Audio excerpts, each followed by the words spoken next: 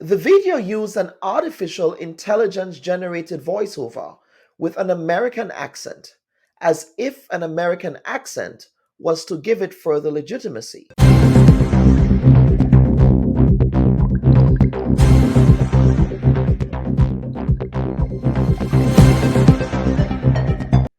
Last week, opposition NNP sympathizers and activists in Grenada had a field day on social media, sharing ad nauseum a deceptively edited video that had all the hallmarks of a legitimate news piece, except that it had no byline and no proper editorial attribution.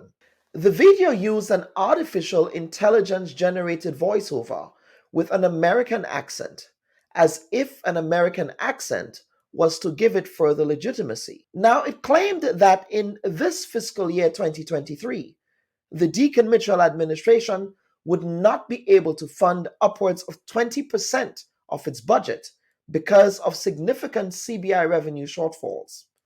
The propaganda hit piece, shared on social media platforms thousands of times, attributed this revenue shortfall to the passage of the Amigos Act, attached as an omnibus package in the 2023 Defense Authorization Act of the United States Congress.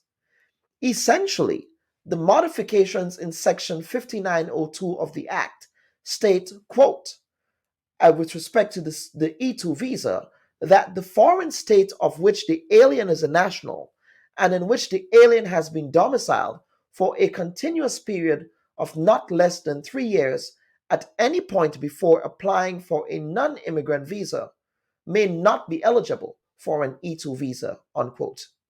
In other words, the law's goal is to dissuade CBI jurisdictions from leveraging E2 access as an extra value proposition in program promotion. In the future, this new E2 visa restriction may impede the growth of Grenada's CBI program, which doesn't require CBI applicants to visit or live on the island of Grenada. The propaganda video, one of many in the last few weeks, however, misses some critical points, and its editors, in their attempts to poke holes in the administration's 2023 budget, neglected to mention that in the third quarter of 2022, the program received a record of 462 applications, nearly 3 times as many as in the preceding quarter, and a figure 164% greater than the previous quarterly record from the last quarter in 2021. Now, while Grenada received these 462 applications in the third quarter, it processed only 86 passports, 85 approvals, and 1 rejection.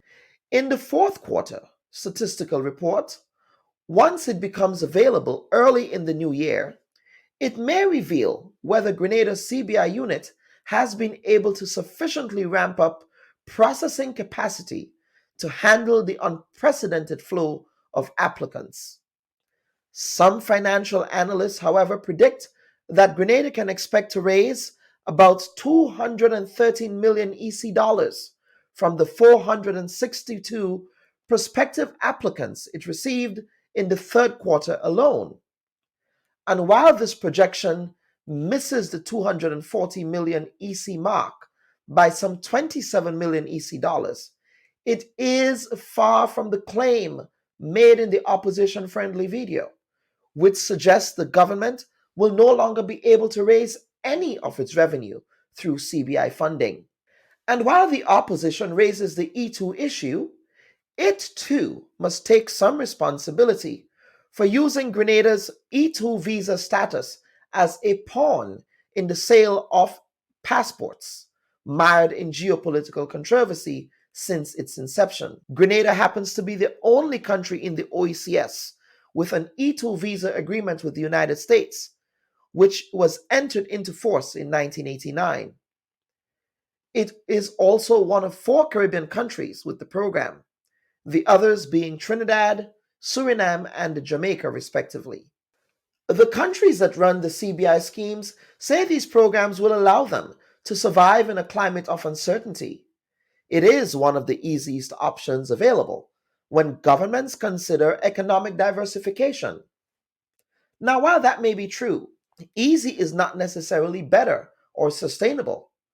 The Deacon Mitchell administration, already mired in sideshows and distractions as a new government, should view these recent developments as an opportunity to rethink revenue generation, to include policies that place more emphasis on growing the productive sectors, which tend to pay off in the medium to long term.